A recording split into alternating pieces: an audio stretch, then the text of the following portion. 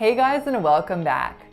So in today's video, we're doing an advanced pronunciation test. So if you're interested, then keep on watching. If you're a subscriber here, welcome back you guys. And if you're new here, welcome. My name is Victoria and I post for those of you who are looking to master the American accent. So if you haven't already, you should consider subscribing. All right, so why a test? So this kind of test is really important because native speakers are incredibly attuned to even the smallest variation of someone's speaking in English. So if you want to sound like a native English speaker, your ears or your auditory perceptual system has to be just as sharp as that of a native English speaker's. So in today's video, I'm going to be reading you 10 different phrases that are really popular in North America, and I want you to determine whether I'm reading them correctly or incorrectly. And I should mention as well that I'm intentionally going to be making some of the airs really nuanced. So don't drive yourself crazy. If you don't feel you're at a very advanced level, then please by all means make this task a little bit easier and slow down the playback speed in YouTube.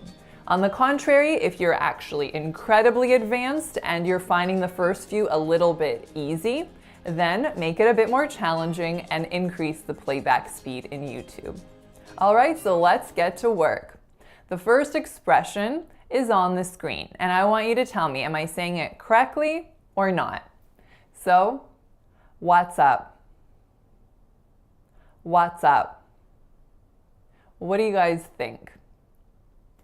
So for this one, I wasn't making the correct vowel sound. So I was making an a sound, like what, but a doesn't exist in English, so that can't have been it.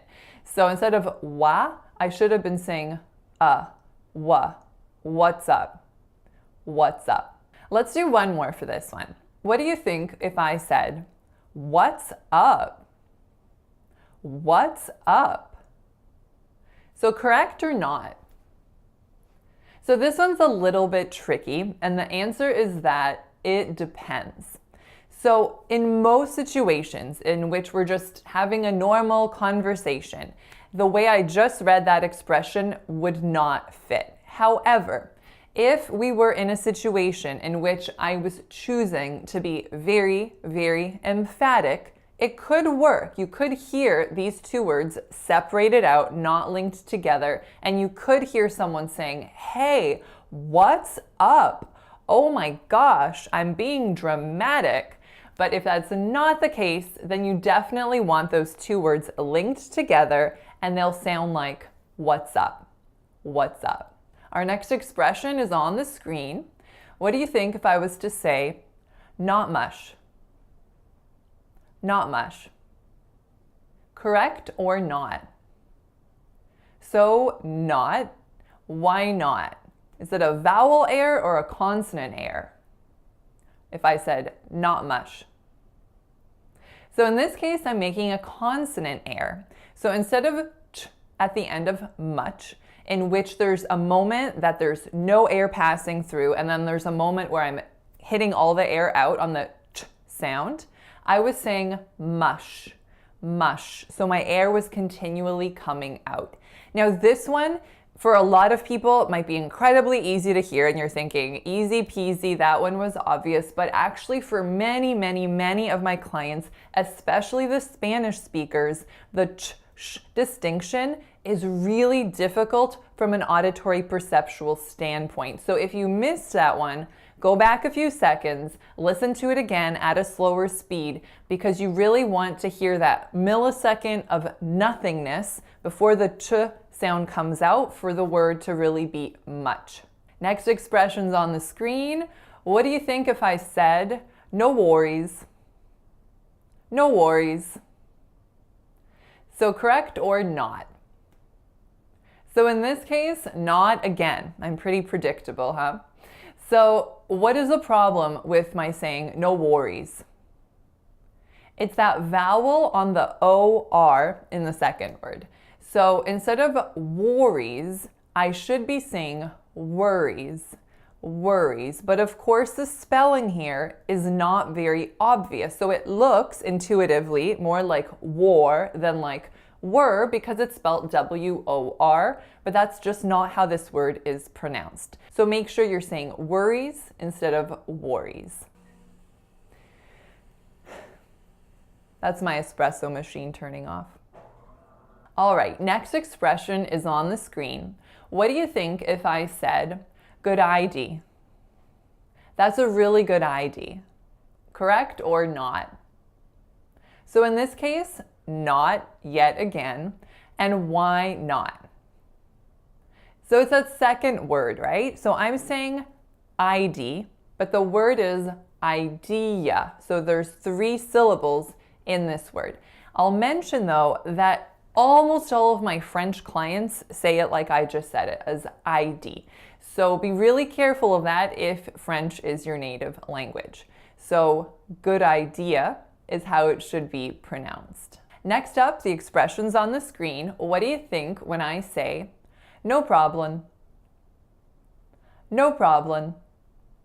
Correct or not? So this one, not, and why not? So it's actually the final consonant in the word problem. So what I was saying instead of problem was problem. If you caught it, amazing. If not, just know that it can be really subtle, that n difference. They're both nasal consonants. So for both of them, the air is coming out of my nose, not out of my mouth.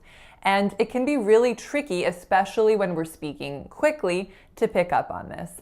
In this expression, many of my Mandarin clients have trouble differentiating those final nasals. So if Mandarin is your native language, then especially watch out for this one. But it should have been pronounced no problem. Next expression's on the screen.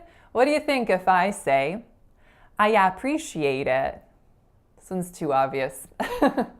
But for the heck of it, I appreciate it. What am I doing wrong? So it's that first vowel in the word appreciate. I'm saying appreciate with an a, but that vowel should be a schwa. So a really, really short sound, not appreciate, but appreciate. I appreciate it. Next expression's on the screen. What do you think when I say, that's awesome? That's awesome. Correct or not? So this one, finally, I put in one that is correct. So that's awesome. There's nothing you need to change with that one. Next expression, same old. Same old. Correct or not? So not for this one again. So why not when I say same old? So it's the word old, right? So it's funny, what I was attempting to do was to not make a dark L, which I don't think I did. However, that automatically changed my vowel. So the correct way to say old is an O vowel going right directly into that dark L. So it sounds like ol, of course, followed by that D. What I did was I made more of a pure O, and then I went into a light L. So one in which your tongue tip hits your alveolar ridge, and not one in which the back of your tongue is raised. So make sure you don't say old, because it should be old. Same old. Next expression's on the screen. Take care. Take care. What do you think? Correct or not? So not again, and why not?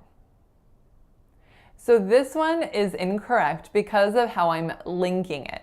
So I'm saying take correctly. I'm saying care correctly. However, it's awkward, it's cumbersome to say take care with 2 K's side by side like that. So linking would have it so that the K is only produced 1 time, as in take care. Take care. So our last expression is on the screen. Let me know what you think when I say see ya. See ya. Correct or not? So in this case, not, and why not? So it's because of how I'm saying yeah. So we don't say see ya, we say see ya, see ya. So the YA is a y schwa, y.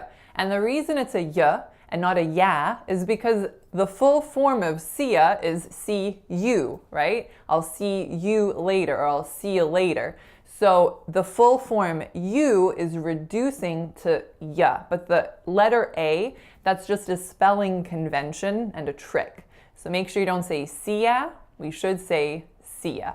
So that's it for today's video, you guys. I hope you did well on the test. I hope you found it fun and helpful. And I'd really appreciate it if you share this video with anyone else that you think might be interested.